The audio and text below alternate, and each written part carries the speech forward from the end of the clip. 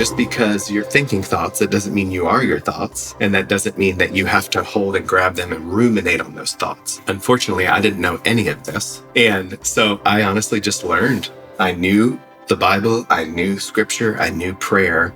And it came to a top when my dad had taken his life. And I just said, how am I going to survive? I've got kids now. I'm a husband. Is this my future?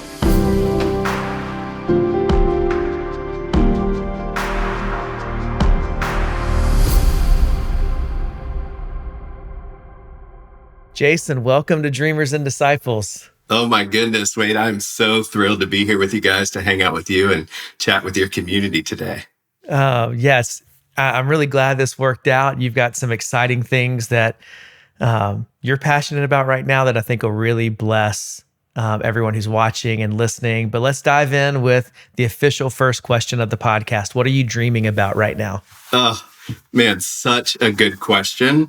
I love to ask that question as well. And I want to answer it.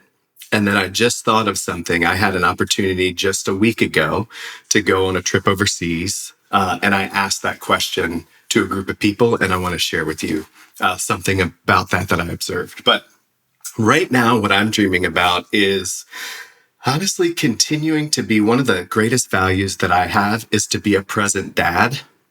You know, and we might talk about that a little bit of just not having a great, strong relationship with my dad. And so it sounds very like, I don't know, maybe carnal or fleshy, but like it's such a spiritual thing for me to orchestrate my life in a way where I can give my kids the best of me. And so, for instance, you know, similar to you, we were on church staff for almost 2 decades and just kind of started dreaming and thinking, how can we kind of change the rhythm of our life so that we can be more available for our kids? Is there a way that we can still serve God, serve people, and minister that maybe isn't in the context of church staff? And that was a risk for us, you know, but we're talking about dreaming here. So there's lots of risk when you're dreaming. And the reason I thought of that is because my oldest, her name's Justice, she's finishing 5th grade this year. And my daughter London is finishing 3rd grade. And I love, Wade, again, this is very spiritual, but it doesn't sound like world changing, but I think it might be. I love waking up in the morning and being able to fix them breakfast and take them to school and pray with them and chat with them and talk with them. And it's not lost on me that not everyone gets to have that opportunity and that schedule. And it's not lost on me that, you know, like 7 years ago, that wasn't even an opportunity for me, you know? And so these days I'm dreaming about how do I best mentor, disciple my kids in the very best way that I can so that they love God, they're sensitive to God, they're loving people. And, you know, one of the things we do, each family tends to have some like things that they do together, you know, whether it be rhythms or things that they say. And at night, every time we talk about the fruits of the Spirit. And so we memorize them, we pray, and then we go through the fruits of the Spirit.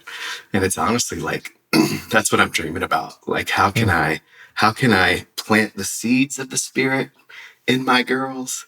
And then I want to dream and see, you know, the results of the fruits of the Spirit in their life, not just in the church setting, but in the school, you know, in the community, whatever they find that's interesting that they get involved in. So I've been just dreaming a lot about that. And yeah. I love it because, well, first of all, we're girl dads. Yes. And we're both retired worship leaders. So we've got a lot of similarities there. I don't know, you might not be retired. You might still lead worship. Do you? I do not. I have not. No. Yeah. But you made a comment there about how, you know, this might not sound world changing, but I think it might be. And what struck me about that is, I think in today's culture, I mean, you hear it in the church all the time. It's not just outside the church, but we always talk about changing the world as if it's this big, massive thing that, you know, we've got to find God's big destiny for our lives and do this dramatic work for Him. And sometimes we ignore the real most important impact we can have every day with the people that God has placed in our lives that are the most important to us, which is our family, and Yeah. discipling our kids and encouraging our friendships and loving the people that are in our immediate circle. And so I just love that you Yeah. started that way, because while I do think God gives us dreams to impact people that we might not know right now, I think our greatest dream should be to impact the people that are within our family and our close knit circle of friends. And so I think that's just a Yeah. beautiful place to start. And it is so true. Like I'm a big dreamer. If my wife Shelley was here on this too, she'd be like, "Good grief, he'll dream. Give him a sentence, and he'll dream about this and that." I also manage ADD, and so I dream a lot, and I can live here, but I need to be careful to not get analysis paralysis and Yeah. just keep dreaming without action. And so I can get overwhelmed in my dreams. And I heard this when I was young, man. I might have been in my late teens, and there was a preacher that came to speak. And I think he quoted Mother Teresa, but it was, if you want to change the world, if you are someone that wants to change the entire world, then go home and love your family. And I was like, oh my goodness. And I think about even just that one sentence and it's difficult because there's so many different variables and different home life settings. But internally, like if we just shift everything else out in a lot of the world and the family space, if that was just if that was like the main priority, like, hey, how can I go home and love my family today? Yeah. I wonder what that dream in reality would look like 20 years from now. Yeah. If that was a big thing within the household, I do wonder about that. So yeah, to me, I'm just like, hey, if I can do anything today, I can share a kind word to my daughter. I can encourage her every time they walk out. I'm like, help somebody today. Yeah. Smile at somebody today. Exactly. It's the simple things that I think have Yeah. the greatest impact, which is it's good news for everybody, because most of our days look like simple days. They look like ordinary days. So Yeah. you mentioned that you asked that question to a group overseas and you observed something. I want to hear more about that. Yeah. Yep.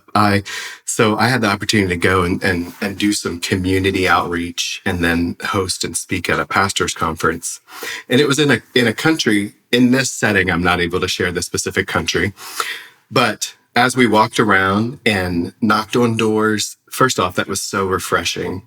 I was just thinking, I never in my neighborhood or at home, I'd never just I'm going to go down the street, knock on the door, and say, "Hey, how you doing? Can I come in and pray with you?" Or, So it was really amazing. And I wanted to try to make a connection because there was also a language barrier immediately. So I had an interpreter, and I would ask, what is it that you're thinking about in 2024? Like the new year's coming up, what are you dreaming about? Or I'd say, if God could do a miracle in 2024, what would that look like? Wait, no joke. And now, mind you, we were in very poor settings, very, very, very much impoverished neighborhood. I had to change my question before the end of the day because not one person could answer me. They just, from being, and it's true for my own life too, from being in survival mode, and you're just in maintenance, and you're so much thinking about how am I making it today? How am I putting food on the table today? How am I managing my mental health today? You could tell, number one, no one has probably ever asked them that question before. And so first I want to say, I love that you're asking that question and that you wrote a book with the premise of dreaming.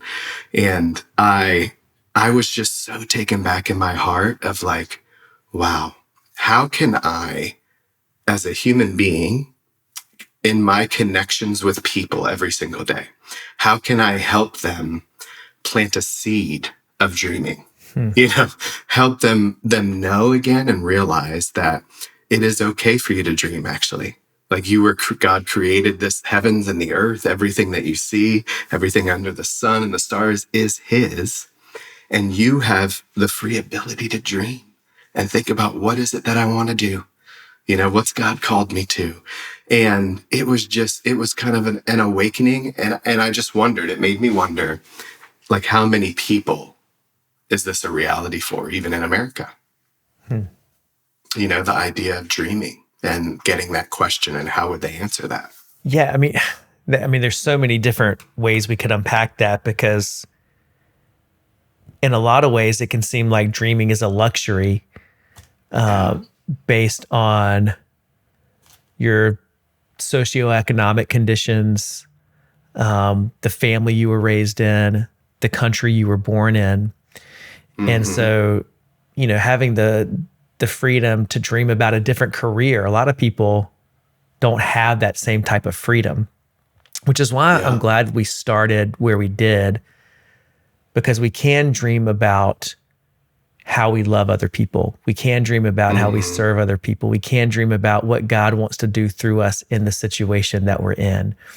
And I think the thing that saddens me is sometimes we think that there's nothing we can control, that everything has been decided for us, and we can always control and have agency over our heart and how we approach every situation.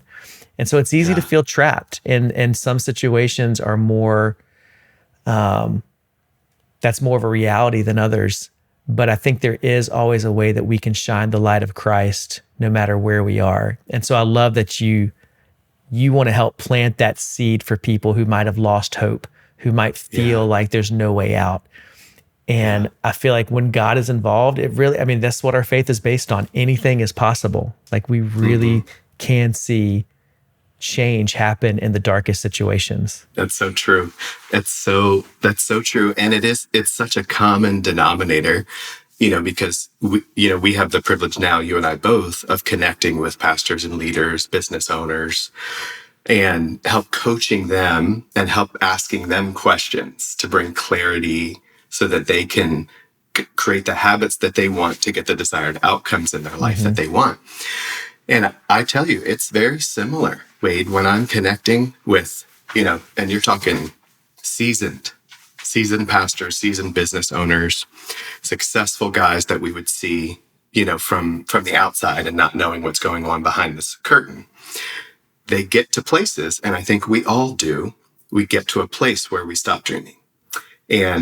And it's very hard, because we either go into scarcity mode, we receive some kind of failure, we receive some kind of disappointment, some type of outside oppression, and it's hard to push that forward. And I tell you, I've found something, and maybe we can go in this direction. I have found something that has helped me personally, but also it's kind of, I want to say gateway, although I don't want you to think gateway drug. It's a gateway drug for your mental health, so that you can dream again and kind of awaken. When I have sessions with coaches, I call them AIM, which is awaken intrinsic motivation. Because again, that's what we can control, right? You can't control outside circumstances, but we can begin to awaken your intrinsic motivation. And one of the most powerful things that you can do to start doing that is to develop a practice of gratitude. And what that does is gratitude, literally, there's been scientific studies on it. It's very biblical based in basically everything. And even in the Lord's Prayer, you look up and you give thanks. Another word is thankfulness. And just in thanks, gratitude, in thanks. Whenever God would heal somebody, they would run and they would give thanks and they would tell people about it. There's always a posture of gratitude. When you're moving really fast, when you are ruminating on failure, when you're ruminating on your situation, when you're ruminating on the things that you can't control, that you have no control over, it's very hard to be grateful. And we can move in and out of those situations very easily, depending on the season that we're in, depending on circumstances that we're in. And the developing a practice of gratitude can radically change that. They did studies in UCLA where they took students split them down, A students, B students. There was like 20 or so in each group. And over a semester, they had students start every morning practicing gratitude, just writing down 3 to 5 things they could be grateful for. And it's not necessarily, mind-boggling things. It can be, man, I'm so grateful. And let me tell you, I am so grateful for a nice warm cup of coffee in the morning. I love it in the winter. It's getting cold here. I love my weighted blanket in the morning with a cup of coffee and a book. You like those types of things because it puts your physiological state in the parasympathetic, just relaxed mode, just open, and you're not in scarcity, or you don't have high cortisol levels, which is what brings the anxiety and the fight or flight. And so these kids woke up in the morning every day in the semester, wrote down 3 to 5 things they were grateful for. The other kids did not. They just went about their day, and whatever the day brought them, they just received. There was no intention. There was no intentional gratitude, right?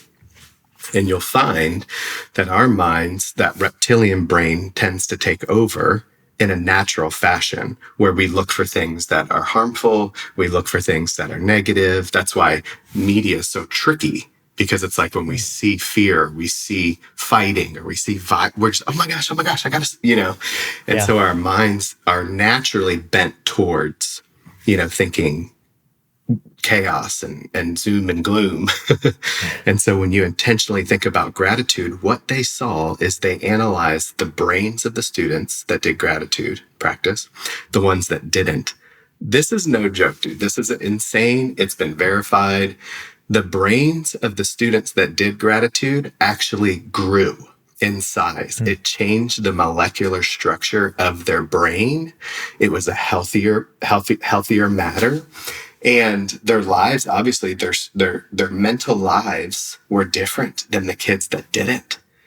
Like science, it's even saying right now that it's one of the most powerful, like antidepressants, like SSRIs, that you could possibly use. And so, I use that practice in my life. I struggle with anxiety and depression. So I do take an SSRI in the morning. And then I also write down 3 to 5 things I'm grateful for in my journal. And I have seen massive transformation in my mind that really helps me dream again. And it helps me. And this is what's good, because when we dream, we're living life on purpose. We're moving forward in purpose. And so that then it becomes a cycle of gratitude and purpose, right? And that's what we can control.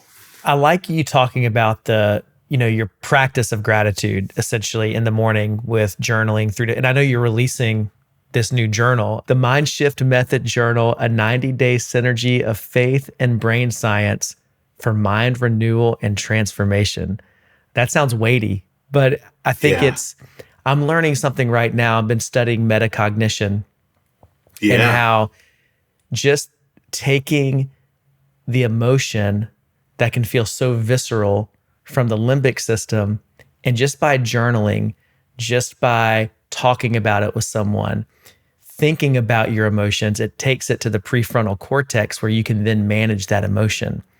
Yeah. And so I think that gratitude practice, we are learning how to manage our negative emotions by saying, hey, there's actually some good going on in my life, and I'm going to start by focusing on that. And that's going to be the lens through which I look at everything else. Can you talk about other practices you have? Because you mentioned a few in this resource that you have about like 3 different gratitude hacks that I think could be helpful for people. Yeah, absolutely. One of the biggest things that I enjoy about gratitude is it's like, okay, when I have a day, I want to wake up and I want to feel great. I want to present myself great to my family, to anyone that I come in contact with, right? So Wade, Jason that isn't intentional and isn't practicing gratitude is a little snarky, is a little sarcastic, right? Is not patient, is not present, is always wondering about the future. But Jason that does practice gratitude and that is present and that is doing those things is a much better Jason. And so what you have to do is it's Christmas is well, I'll just say this. Thanksgiving just finished. One of my favorite things is a pumpkin pie. Wade, I love a pumpkin pie, right? If you want a pumpkin pie, you have to think about the ingredients that it takes for you to result in a pumpkin pie. You're going to get the pumpkin, you're going to get the cinnamon, you're going to get the dairy, you're going to get all of those things. You find out, and then you put it in. In the same way, God has designed us and made us, created us biochemically, where we can actually find out the ingredients that we need to have a great day, to be walking in the fruits of the Spirit. And we have the opportunity to put those things in our lives. And what's great is gratitude is free. You're not paying for it. We're not signing up for a monthly membership. It's not private coaching where it's going to cost you a lot of money. It's just free. And there's quick ways. It doesn't take hours. It doesn't take days. It doesn't take weeks. They're small things. And one of the biggest things that I would recommend, and that's one of the first things in the journal, is just when you wake up, write down 3 to 5 things that you're grateful for. It could be anything. Like I said, it could be, if you're going through something, it could be health. It could be that your mom came out of the surgery okay. It could be, hey, I'm just so grateful for that extra money that someone gave me so I could get through. It doesn't matter. The more that you practice it, the easier it is for you going to be able to do it, because then on your prefrontal cortex is where that reticular activating system is, which is how we notice things. We're training. As you're doing that, you're training your mind to notice things. It's the same thing like when you're buying a car. You see that Escalade everywhere. It was everywhere. Everyone in your community had one, but now that you're training your brain to look for it because you want one. And so that's why you're doing it first thing in the morning. You're continuing to do that. Another thing that I do is I take my phone. It's really quick. And I have on here on my alarm system, I take an alarm for me, I'm in Eastern time. And so I have 2 alarms, one at 11, one at 3. And so they go off. The one at 11 says, what is something good that has happened so far today? And so it helps me to pause. I call it like a pause on purpose. And so I'm pausing for a moment and I'm thinking, let's go ahead and list now. Let's bring to mind the metacognition. Let's bring to mind what has happened that's good today. Because you and I both know the world is chaos and everything moves towards chaos. And just because I'm having a few bad hiccups in the morning doesn't mean I'm having a terrible day. But if I'm not intentional and thinking about it, by the time my day's over, what am I saying? That was an awful day, right? Really, it was just a moment. But being intentional, and then at 3:00, I say, how can I finish the day well today? Because at 3:00, I know that my mind and my brain start to go, ooh, they start to, settle down. Yeah. And that's when the transition is happening with my kids coming home. And so I stay for a moment and think about that. I really like that second. They're both really great practices, but how do I finish the day well?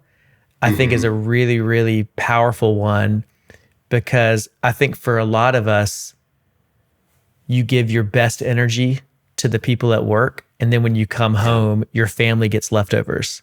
So true. And that is a way to pause and say, okay, how can I be even more intentional when I get home about how I invest my time with my spouse, with my kids, with my friends.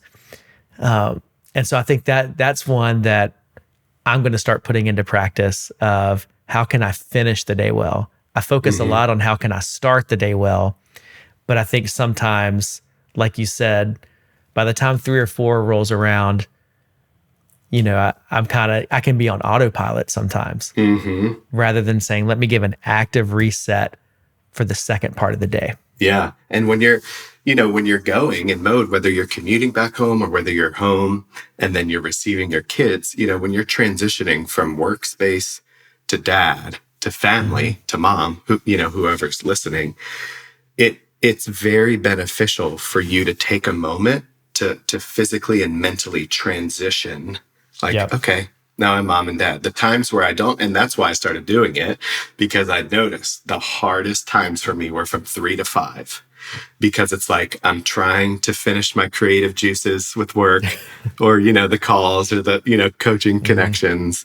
And then I know my kids are coming home, but I'm still not done yet. And then, oh, shoot, they're home already. And I'm just like, Right. And then you're just moving quickly without ever processing. And then again, when you're not intentional, you just take it as it is, and it could end up being kind of chaos. We'll get back to my conversation with Jason in just a moment, but I wanted to make sure you knew about a free resource that I created called 7 Rhythms to Renew the Health of Your Soul. Now, this is a practical guide that helps you evaluate where you are on autopilot in life. And then it gives you some simple practices and suggestions that you can put into place to grow healthier in the most important areas of life so that you can really focus on growing a healthier soul and being the best version of you that God has called you to be. So you can download that for free at wadejoy.com/7 rhythms. Now back to my conversation with Jason.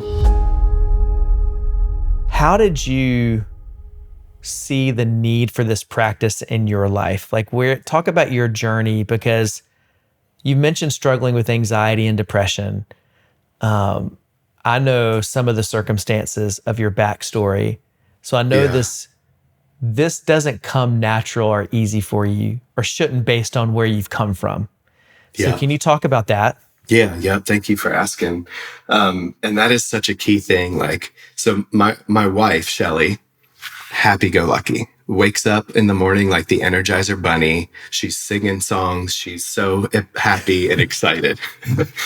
So for me, and that's part of how she was raised, and the experiences that she had and the explanations that she had of her experiences.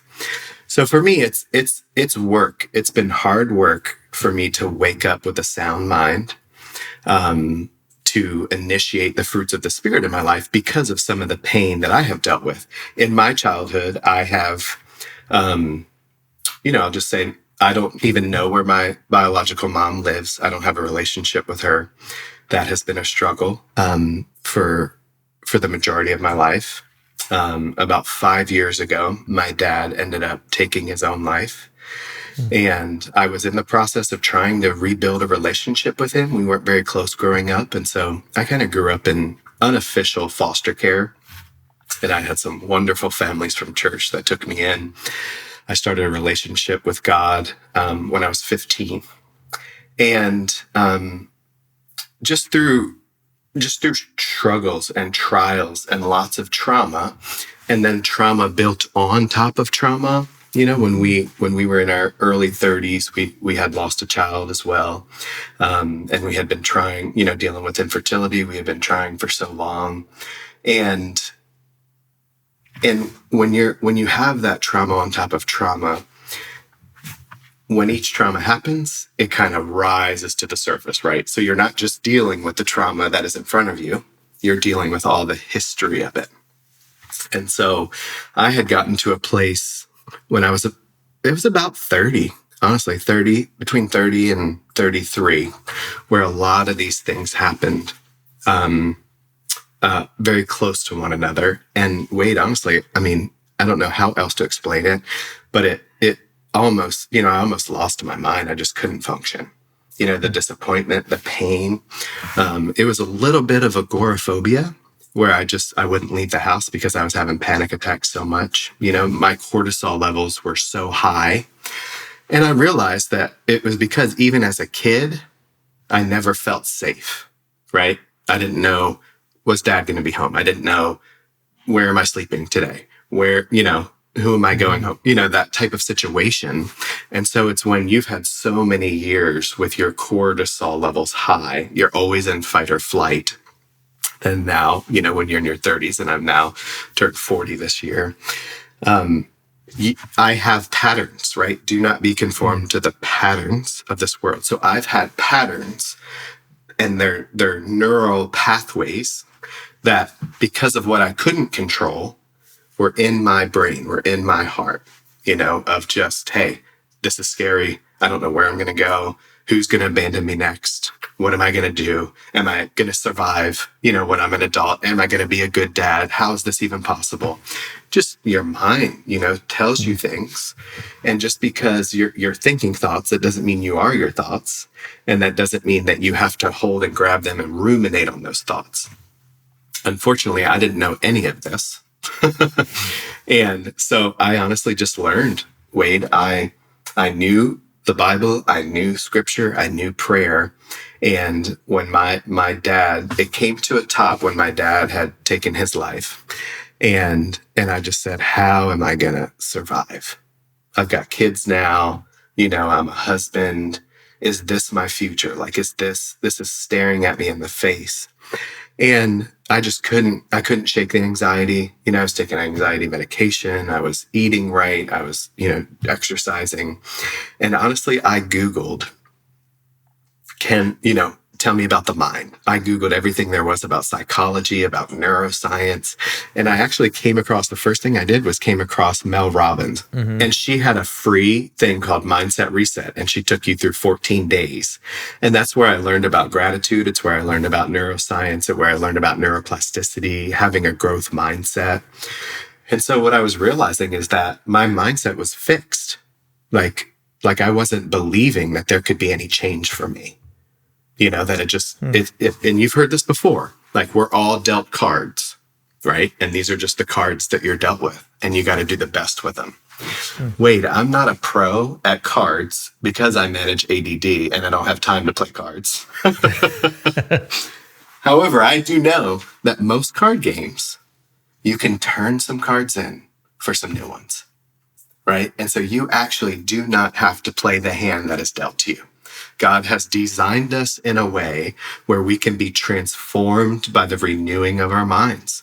And so honestly, I woke up, my normal waking up pattern would be like 5 minutes before I needed to leave the house, right? Mm-hmm. And so I started getting up 2 hours before anyone else.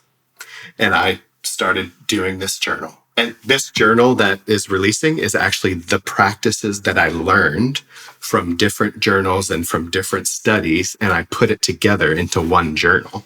And so I'd literally would do gratitude. I'd write down gratitude, see how it would help me. I'd do affirmations. I'd talk about, hey, I'm a great dad. Today, I'm a great dad. I am fearfully and wonderfully made. God knows the thoughts before I think. I would need to say these things out loud because that's part of being renewed by the transforming of your mind. And so gratitude and affirmation are in here as well. Visualization. So throughout the day, I would visualize, what kind of day do I want to have? If something rubs me wrong, if somebody rubs me wrong, how would the best Jason react to that day? You're reflecting on your day, you're thinking about that. And then just reflecting on scriptures. How is the truth of the gospel? How is this true for me right now?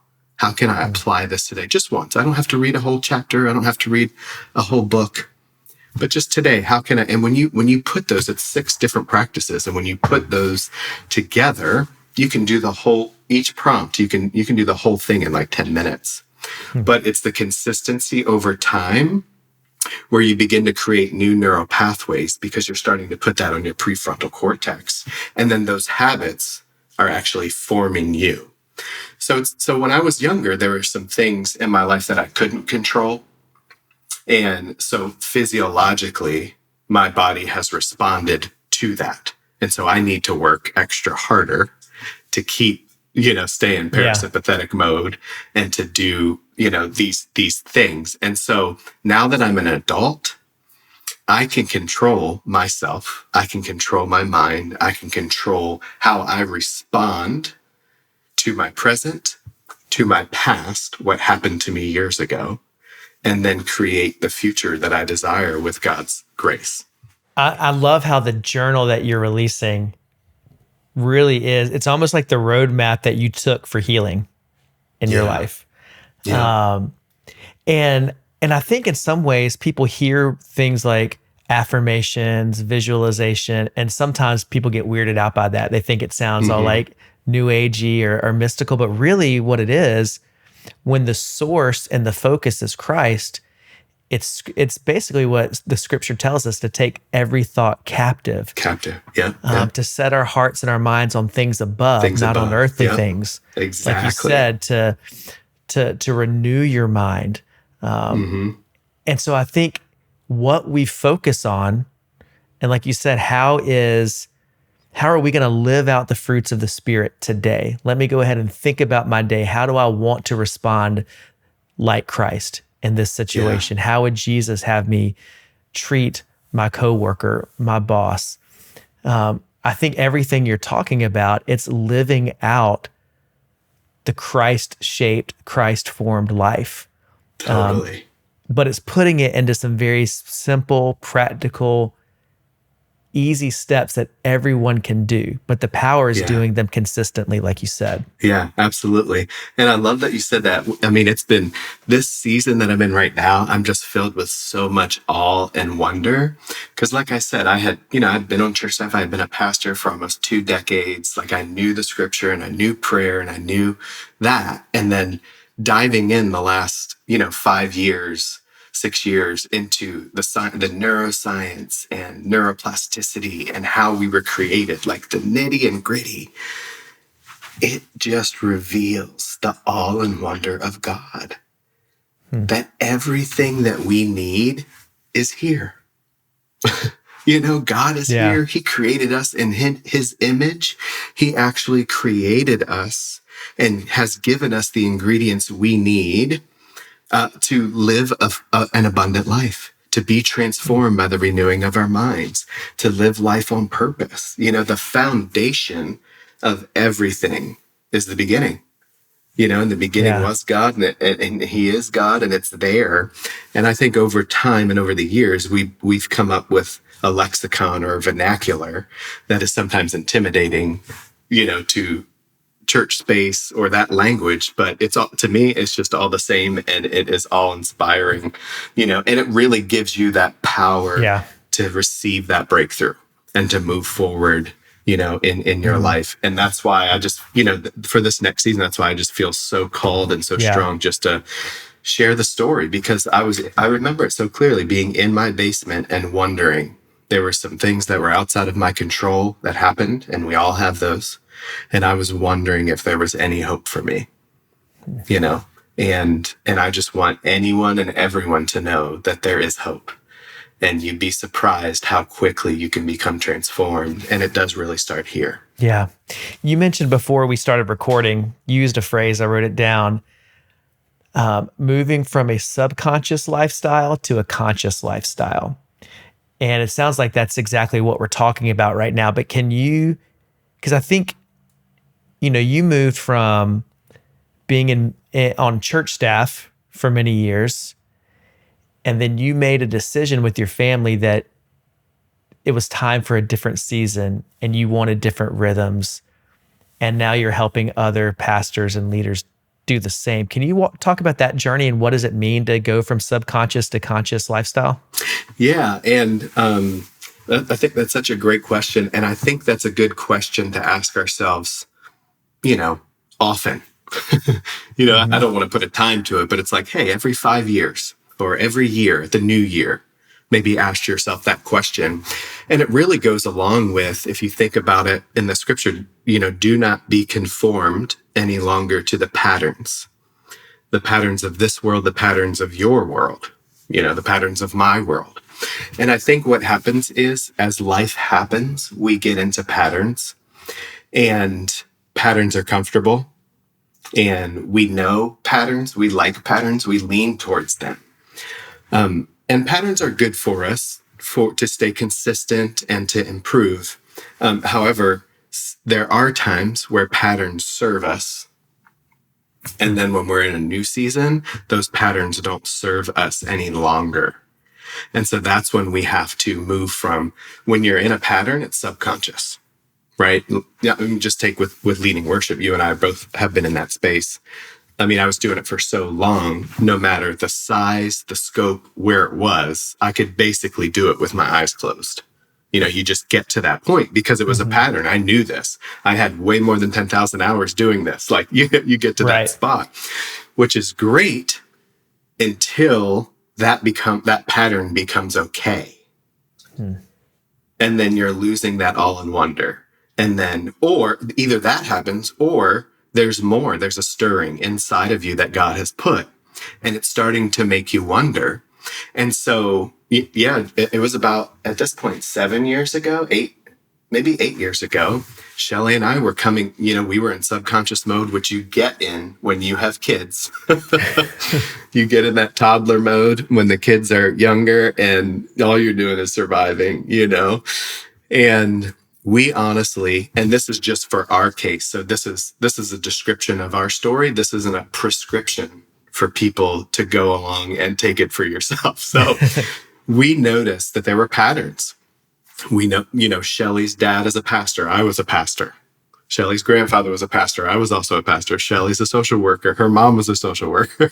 We started to look at things like, why is there such a stirring? Like, why do we always become discontent inside every couple years and just wonder, And we just realized, hey, is it perhaps that we're following a pattern subconsciously? It's to no one's fault that we are following a pattern subconsciously, but the way in which that we were designed for this season that's coming, we need to switch that pattern up, and we went as deep as to, we sought counseling for about 6 months, and we did it together. We would do it individually and then do counseling together, and just came to a place where we just felt like God was calling us to disrupt the pattern. And listen to me, Wade, it did not make sense. Right? Mm-hmm. This may resonate. It did not make sense. We were on staff at a very prominent church. Everything was covered. We were in a role that we had been in for a while. And so it would have been much safer and it would have been much easier to just continue the pattern of the world. But then we might not have been renewed by the transforming of our mind. Then we might not have known what was God's good and perfect gift for us in that season. And so that's a 30,000 foot view pattern, because we've already talked about the 30-foot view pattern that's in our minds, where God begins to do those things. But then there's also ways that I'm constantly looking. And that's why even this practice as well, doing it every day, it helps you kind of, instead of life on a conveyor belt, like it makes me think of I Love Lucy. Do you remember that scene in Love Lucy where the chocolates are going and she's like, boo, boo, boo, boo, and she can't fit them in? That's subconscious living, right? Life is going to come and it's going to bring stuff. And if you're not intentional, if you don't slip into consciousness, you're just going to, you're going to get heavy. You're going to get out of shape. You're going to get a clouded mind.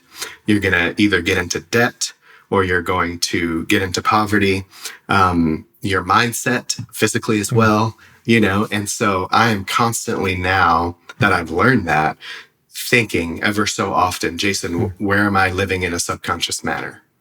And it's basically, you could also say, it's another word for saying, where am I living in the flesh and where am I living in the spirit? So it's just it's a scientific way of saying, where am I subconsciously living right now? And you could do that with the different hats you wear. I think about it as a dad, as a husband, as a son. I think it's a good practice throughout our lives to think about those things, because I don't think we were designed to live subconsciously. I wonder, I don't have enough data to base it off, but again, I told you I was a dreamer and I have ADD. So I just wonder if the development of the Industrial Revolution and technology has forced us or given us an avenue where we can turn the subconscious light on, and who knows though. But when I think of back in the day, how would you be subconscious when you couldn't click a button and a drone would drop off your milk? You know what I mean? Right. So sometimes you need to slow down in order to speed up, I guess is what I'm trying to say. So what would you say to somebody right now? How would they recognize if they're in a pattern that's no longer serving them well? Yeah, that's a great question. I would say listen to your body. Number one, and that is when I'm in that, I've always noticed kind of a low level of anxiety or just an uncomfortableness that you can't really explain. But it just doesn't feel like you're in flow. It just doesn't feel great. You pay attention to that. I would pay attention if you are, and this is just practical things. If you are in an unhealthy, like if you're unhealthy physically, you might be in some subconscious mode. And this is why I say that, is because God has called us for a purpose and we have great work to do.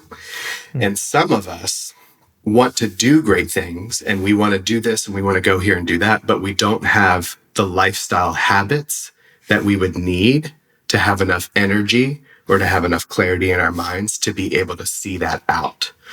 And so I would say if you're in a place where you're just unhealthy, you need to, maybe drop some pounds, maybe mentally as well, get into a good mindset. That's a great place to start, because usually that means we've gone into subconscious mode and we're not paying attention to those important things in our lives. And then just spiritually, when you're, just when you're sensing and when you're praying, I think it's scary, but I think we just know when it's time, when there's a stirring, you know what I mean? When there's peace. And then the other thing I would say, which is very important that I've done in every pattern change in my life, is people that you trust, is ask them. Open up and ask them and let them give you some feedback, and just say, that question, is this something that I need to buckle down and bear and grit through to get onto the other side? Or is this something where God is stirring us, in a different direction? Yeah. Yeah. No, I think those are really helpful, practical examples. And I think too, as you were talking, I think we have to get used to embracing more difficulty and more challenge in general, and sometimes intentionally breaking patterns that don't have massive ramifications, like inserting new challenge into your workout. Great idea. Yeah. Putting yourself in a situation that makes you feel a little bit uncomfortable, so it stretches you and it grows you. And I think when we become more used to leaning into challenge, then it helps us be more equipped to step into the patterns that are a bit scarier to break, that God might be asking us to break. So do it with things that are a bit lower risk, so that you have those neural pathways to be more prone to do it when there's more at stake. Yeah, that's true. You're stretching your self-efficacy muscle, because we also, like in doing hard things, like we use that language in our coaching community, I can do hard things and the obstacle is the way. Because if you're not used to doing that, then you don't have trust in yourself. So then when you start to dream or you start to think about a different pattern, and it's going to be a big mountain to climb and it's going to be a big wall, you need to start to develop self-efficacy and know. And honestly, and we talked about it before this, for me, again, I was 240 pounds and I was 5'8", or still am, by the way. I haven't shrunk or grown. But just disciplining my body and getting into nutrition was the gateway to all of this. Because I started to build self-efficacy with myself, and I started to trust me, and I started to believe. I got that self-confidence that, if there's something else that's around the corner, or if there's something else that God wants me to tackle, I can do it. I have actually this, I don't know if it's backwards here, but it says a rising tide moves all ships. And that's so true in our lives, that a rising tide, once you start tilting and once you start heading in that direction, there's nothing that can stop you. Well, I think discipline and habits are contagious. If you can, don't try to become more disciplined in every area all at once. Sometimes just hone into one, exactly, and then start stacking those habits, stacking those disciplines. What would you say, kind of as we begin to land the plane? What would you encourage the listener to do? Number one, develop some type of gratitude journaling practice. I highly recommend your journal that I'll link to in the show notes. What else would you encourage someone to do if they want to have a more healthy mindset, if they want more gratitude in their life, speak to them now. Yeah, that's a great question. And I mean, you can do it on any piece of paper, but I've got everything, pretty much rolled out for you in the journal. But it's literally developing, honestly, a morning routine. Let me say that.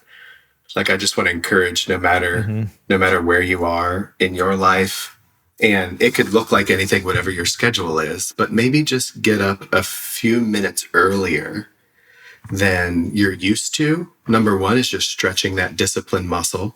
But then also the biggest thing here, and I call it mental hygiene, is that it's going to give you space to have some mental hygiene.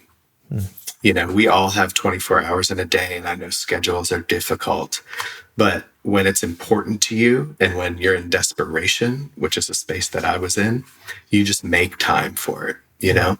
And if you need some more time, that could be getting up 15 minutes earlier. That's how I started. I literally started at like 10 minutes early and then 15. And then I began to see how beneficial it was to me. And now Shelley and I both, wherever we are, whether we're traveling, whether we're home, we get up together 2 hours earlier and we have our prayer time, reading our journal. And those things have really helped us. So I want to say, do something. I would encourage a morning routine because that can spark and give you time, quiet time before the day comes at you so that you can move from subconscious living to conscious living. But in order to build a habit, which is part of why I made this pretty simple, you just do the 6 steps. You can do the daily routine in minutes, is that whenever you want to build a habit, just start small and do it often. Like maybe wake up 10 minutes earlier and write down 3 things you're grateful for. Do that for the rest of the week and then see how that does for you. And then I bet you it'll make you want to do it more. When things are hard and there's opposition in the beginning, then we bail. We're like, oh, that's too much. I don't want to do that. But simplicity is key. And so, in summary, I challenge the listeners to wake up, 10 minutes earlier and write down 3 things. Maybe put a pad and a pen next to your bed. Write down 3 things you're grateful for and just start that for the next 5 days and see where that leads you. And then if you want to get the journal, you can get that as well. That's completely up to you. Where can people follow you, Jason, if they want more of this kind of guidance and coaching? Yeah, awesome. I'm on social, Facebook and Instagram at Jason Yost. And then I do have my coaching website is Yost, JAYYOST.com. And I do have free guides on there and free stuff where people can engage and get some materials as well. But yeah, I'm so grateful just to have the opportunity to connect with you and to connect with your community today. Awesome. Well, Jason, it's been informative, but also really encouraging. I love your spirit. I think joy just kind of radiates from you, which is a real testimony, even as you've just led us into just a little bit of your story and just to see how God has transformed you and renewed your mind, I think is a really inspirational thing. So thanks for sharing your testimony and thanks for sharing just some tools that I think will be really helpful for all of us to put into practice. Thank you, man. I'm super grateful for it. Thanks for joining us today. I'd love for you to support the show by leaving a review, by subscribing to the podcast. And if you're watching on YouTube, like the video. All of that helps us out a lot. It helps get the content to more and more people. So thanks for joining us, and we'll see you back here for next week's Dreamers and Disciples.